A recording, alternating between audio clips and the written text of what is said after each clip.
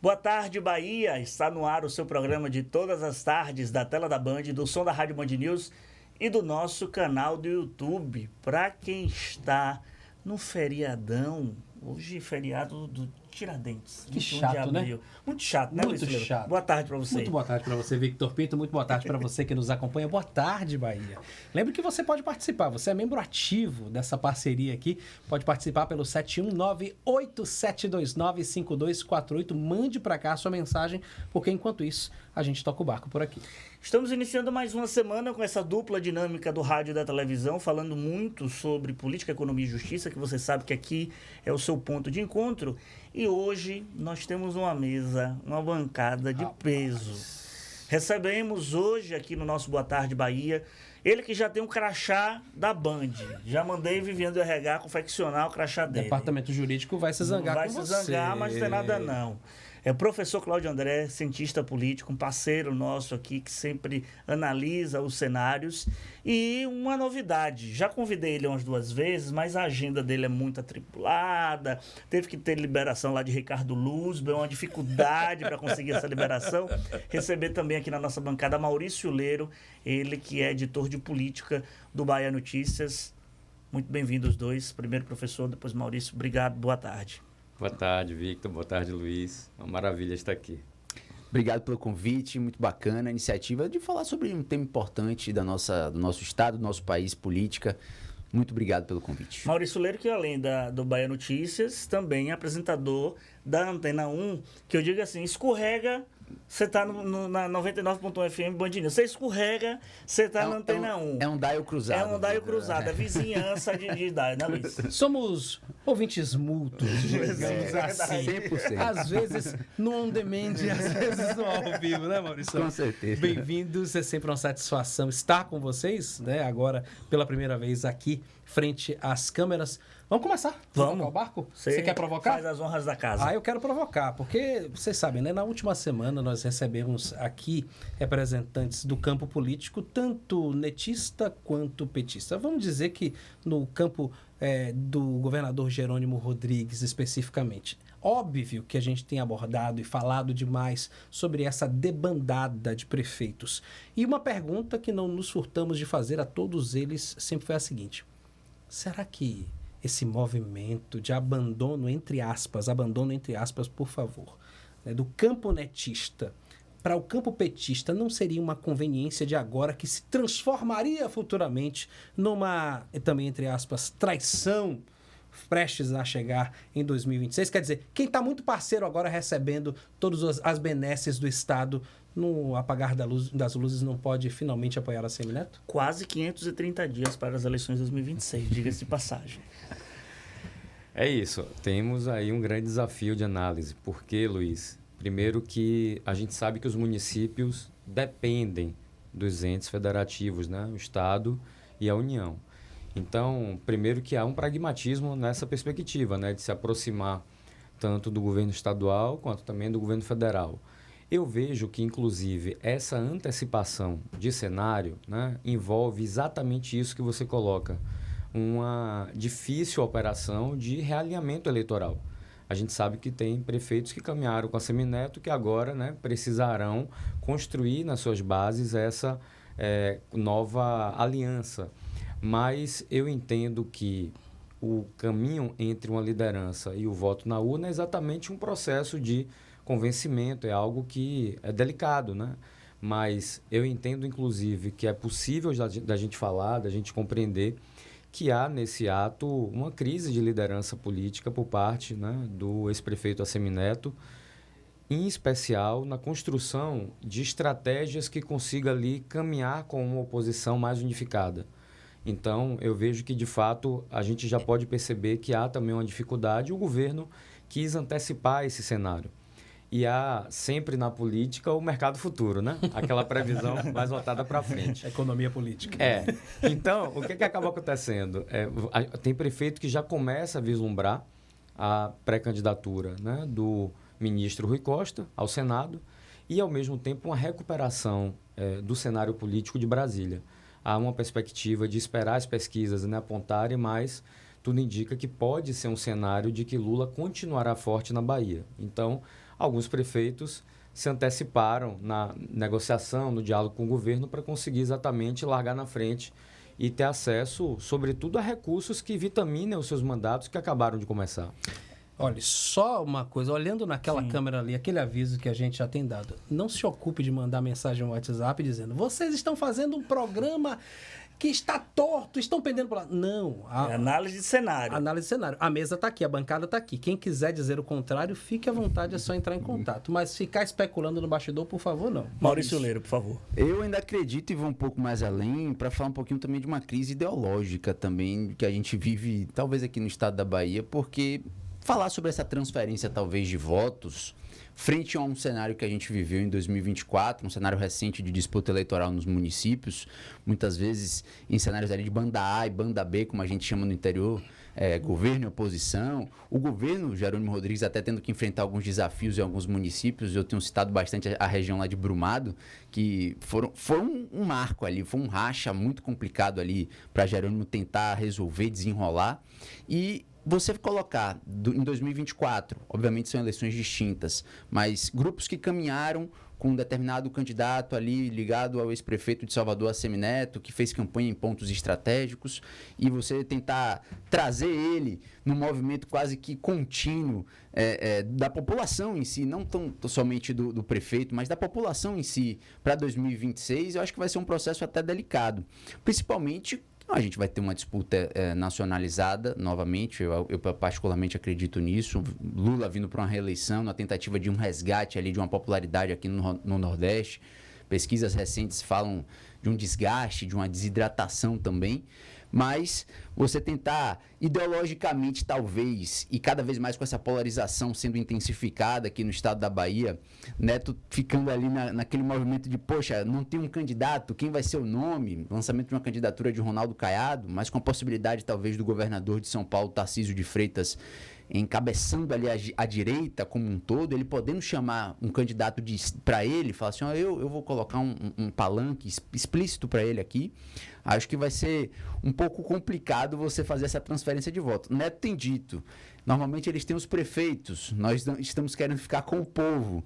Então, pode ser um processo ali um pouco mais complicado para que a população entenda, ou pelo menos tente decifrar ideologicamente como é que vai ser esse processo também. Essa tática de prefeito e povo é porque ele quer remeter àquilo que nós falávamos aqui no contexto histórico. Isso. Em 86, quando o Valdir ganhou a eleição para governo da Bahia, não tinha a maioria dos prefeitos. Quando Wagner ganhou a eleição para o governo do estado da Bahia contra Paulo Souto, sentado na cadeira de governador, não tinha a maioria dos prefeitos. E na proporcionalidade, você não precisa ganhar na maioria dos municípios da Bahia para você ganhar o governo do estado. É você saber a proporção. Eu fiz isso no cálculo assim do eleitorado em geral. Por exemplo, se você consegue ter uma excelente frente em Salvador, você engole 40, 50 municípios de pequeno porte no estado da Bahia. Então, é um jogo de economia, mercado futuro, de cálculo. Quem acha que política só é humanas e debate, cai da cama e chore, porque também é calculadora na mão e tentar fazer esse ajuste futuro. Diga, professor. Inclusive, eu entendo que a principal hipótese, né, de que a especulação de uma possível candidatura do prefeito Bruno Reis parte exatamente dessa questão dele conseguir repor em Salvador essa margem que ele teve de 78%, mais uma quantidade em cima aí de uns 5 pontos percentuais para conseguir exatamente tirar a diferença que o governo pode ter no interior. A diferença é que Neto, como o Levi Vasconcelos sempre nos dizia, carrega uma grife que é conhecida em todo o estado da Bahia há muito tempo. E Bruno Reis, apesar de ser o prefeito da cidade, da capital do estado, uma grande vitrine, está na televisão sempre, por estar na capital, etc. e tal, não tem essa mesma capilaridade, vamos colocar assim, de ter um nome de grife, tal qual a Assemineto. Ok, mas vou puxar outro tema aqui, porque senão o tempo da gente pipoca. Você sabe, eu amo estourar tempo. Nesse contexto que a gente fala de prefeituras de interior do estado, a gente teve uma agenda extensa, recente, do governo em Jequié. E nessa agenda ficou praticamente claro, e o deputado Hassan, que muito em breve a gente vai trazer aqui, né, Luiz? Sim, no Boa Tarde Bahia. Está quase tudo certinho, em breve a gente vai tê-lo aqui. Ele deu declarações recentes à imprensa dizendo assim, é questão de tempo para Zé Cocá oficializar o seu reingresso na base do governo. Quando ele teve a reunião com Jerônimo, eu o entrevistei aqui no Boa Tarde Bahia. Ele disse, não tem conversa de 26, a conversa é sobre a cidade. 26 a gente vai discutir no momento de 26. O que é que eu jogo aqui na mesa para a gente poder analisar? Cocá era já tido no rascunho da chapa de oposição como o vice dos sonhos. Um vice de ACM Neto. Dito, inclusive, pelo próprio ACM Neto em entrevista aqui, o Boa Tarde Bahia, o citando e jogando confetes, rasgando sedas, chitas, tafetás para Zé Cocá. Ao mesmo tempo que era um nome que estava ali desenhado na chapa, pode ser um nome que pode ser também um vice de Jerônimo Rodrigues, uma conjuntura que o faça ganhar espaço, uma suplência de Senado, não sei se ele vai querer trocar isso e tal, mas ter um nome de peso para voltar para um UPB, para depois ser deputado federal, ele tem muito a ganhar também, estando ao lado do governo do Estado, como, se tudo der certo e se ele for um vice, vai ser catapultado, e Jequié tem essa mania de sempre estar na crista da onda. A história política do Estado da Bahia nos mostra isso. O César Borges é um exemplo disso. A gente tem o Antônio Brito, que tem uma penetração grande no cenário nacional. Mas, numa rápida análise que eu faço aqui agora sobre isso, como é que fica Zé Cocá nessa história? O PP nessa história, na análise de vocês dois? É um plot twist forte, viu, Vitor? Porque, para quem não se lembra, Zé Cocá teve o apoio muito grande do atual ministro Rui Costa, lá na região também. Ele foi prefeito, se não me engano, de Lafayette Coutinho antes, e depois foi prefeito de Jequié. Então, seria uma relação que ficou desgastada.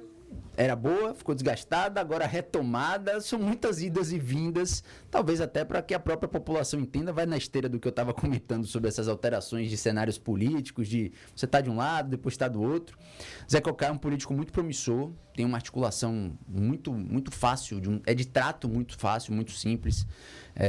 Os prefeitos até da região comentam que ele tem uma liderança muito grande lá também, mas seria como se fosse um coringa, né? Uma tentativa ali de você colocar numa chapa um partido, porque ele também simbolizaria a permanência, seja do PP na base de oposição, ali na Assembleia um pouco fragmentado, mas ou talvez o retorno do partido para a base governista também, ele simbolizaria essa adesão partidária também, e também seria um rejuvenescimento, né? Ele faz parte desses quadros mais novos da política, vide o cenário colocado para essa disputa ao Senado, onde o grupo governista deve colocar Jacques Wagner para reeleição novamente, um político muito tarimbado e de certa idade, obviamente, e Rui Costa também, de uma certa passagem na política, com o passado.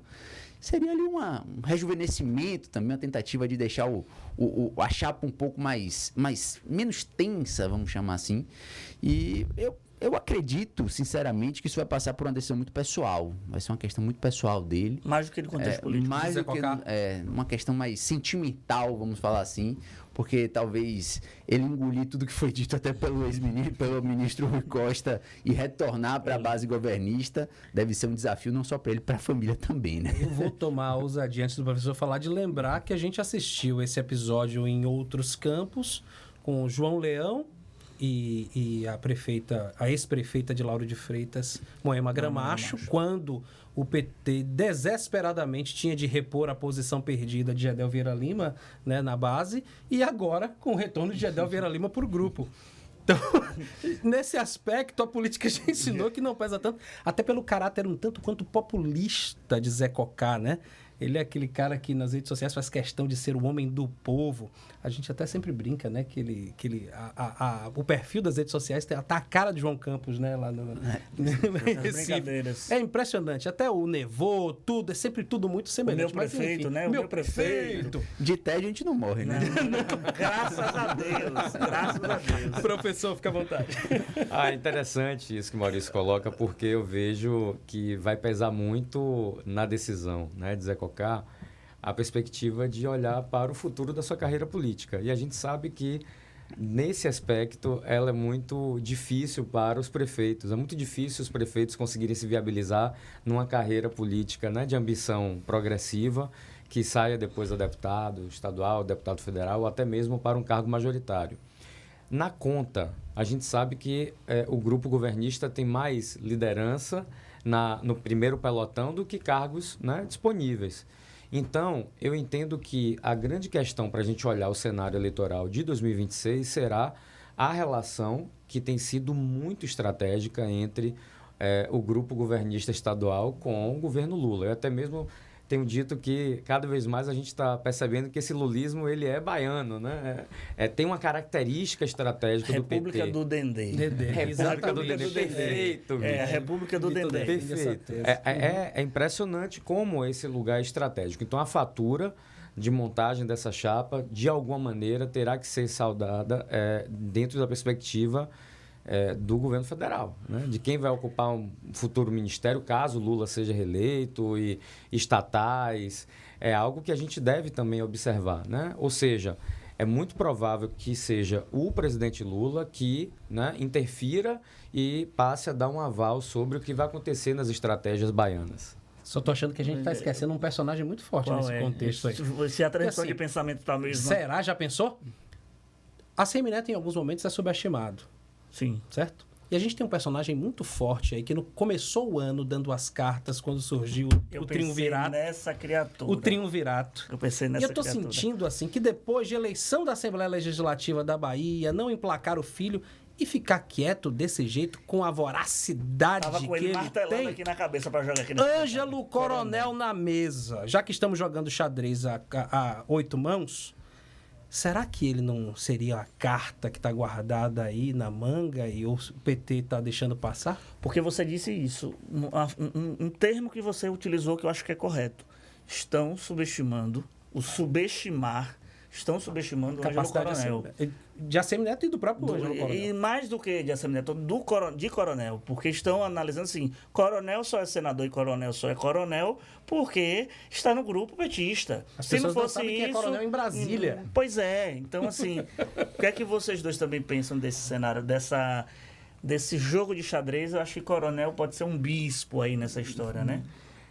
Bem, primeiro que eu concordo 110% com o Luiz em relação à inteligência e à capacidade de liderança de Assemineto. Inclusive, entre parênteses, por conta do tempo, né? A inteligência que ele teve ao construir a sua carreira política, de liderar o ciclo pós-carlista, indo disputar a prefeitura de Salvador e não caindo na vaidade, né, de olhar para a competição estadual, é a prova de que ele tomou a melhor decisão naquele momento, que era ter a atratividade de um poder que fosse capaz de abrir um novo ciclo de reorganização do espólio carlista após o falecimento do ex-senador Antônio Carlos.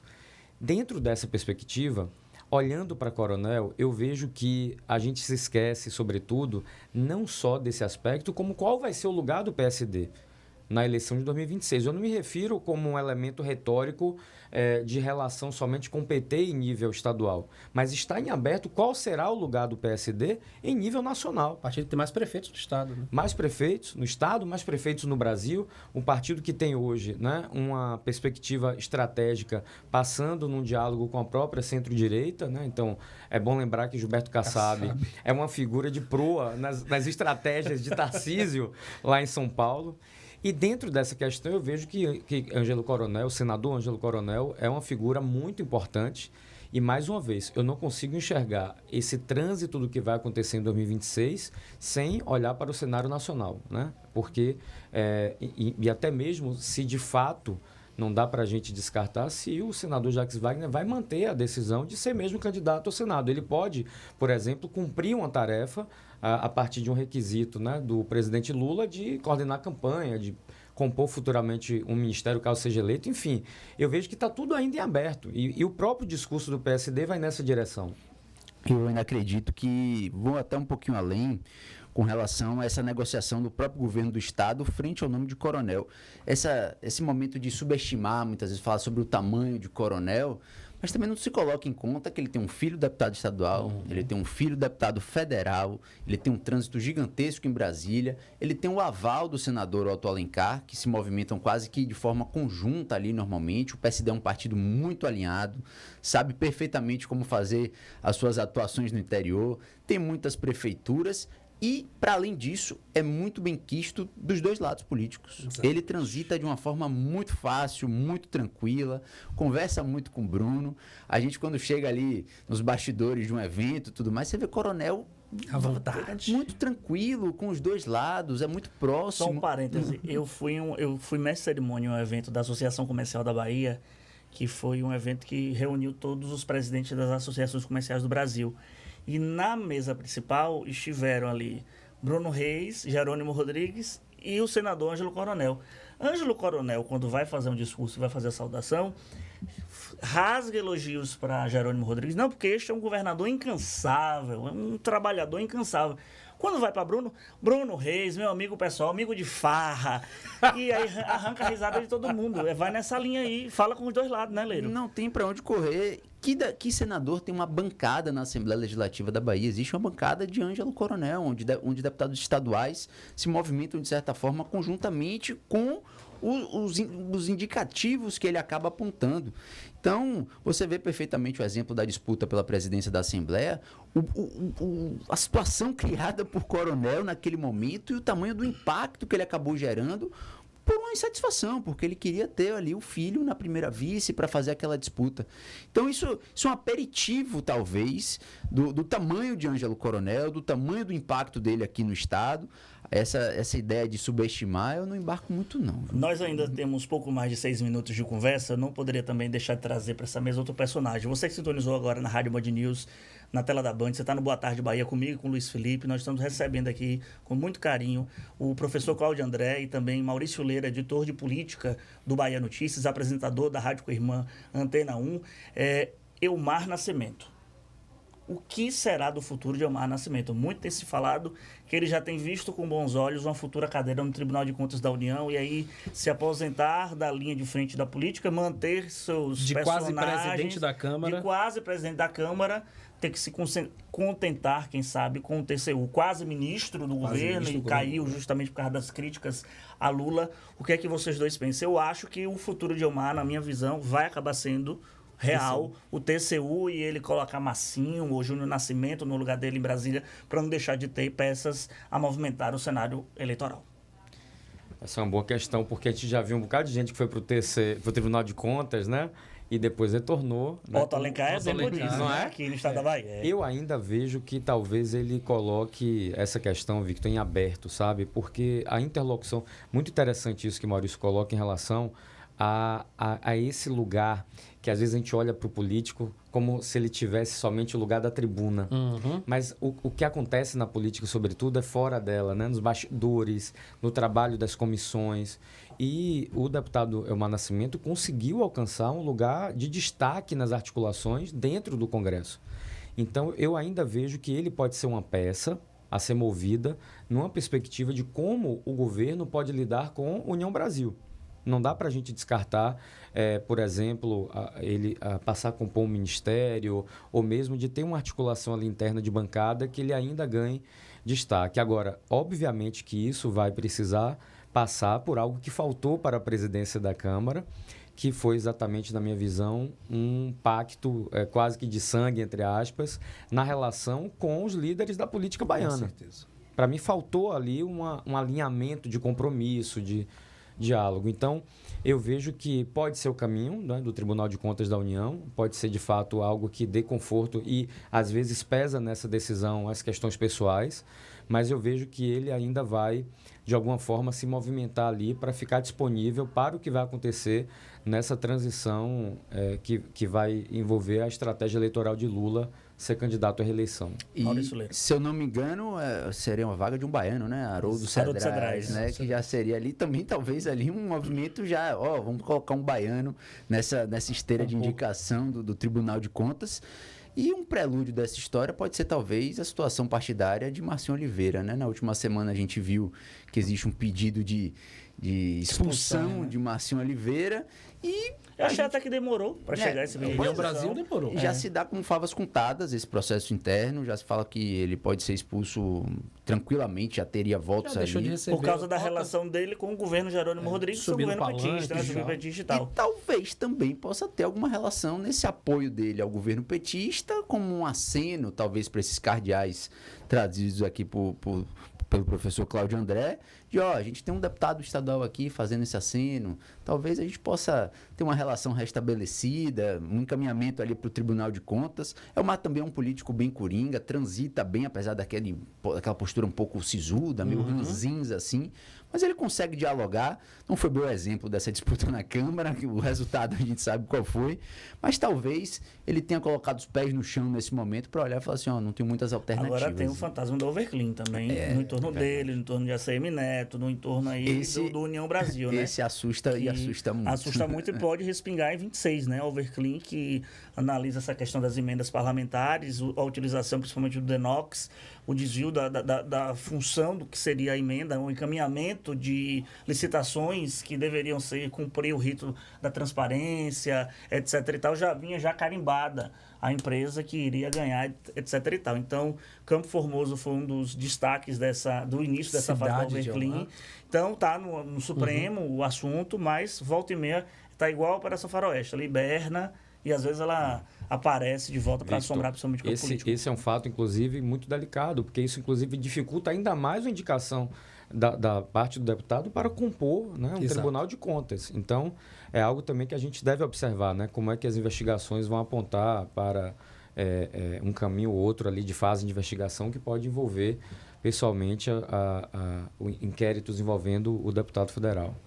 Bom, para quem gostou, eu espero que numa nova oportunidade estejamos os 4 juntos, quem sabe aqui nesta bancada mais uma vez. Muito obrigado para você que nos acompanha até agora, professor Cláudio André, mais uma vez, muito obrigado pela sua presença por aqui.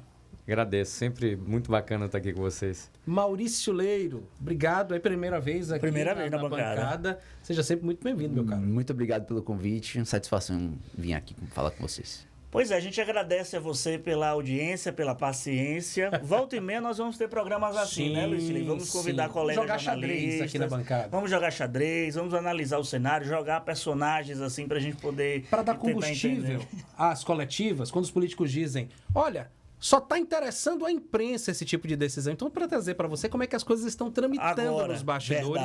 Para quebrar, jogar por terra esse argumento. Gente, muito obrigado. A gente segue com Boa Tarde Bahia no som da Rádio Band News FM, no nosso canal do YouTube. Amanhã, 14h, estaremos aqui firmes e fortes, levando para você o noticiário de política, economia e justiça, transmitido simultaneamente na tela da Band, no som da Rádio Band News, também na internet, no nosso YouTube. Agradecer também a você de Aracaju, de Sergipe, pela audiência. Até amanhã, né, Luiz? Forte abraço e até amanhã. Tchau, tchau. Até amanhã.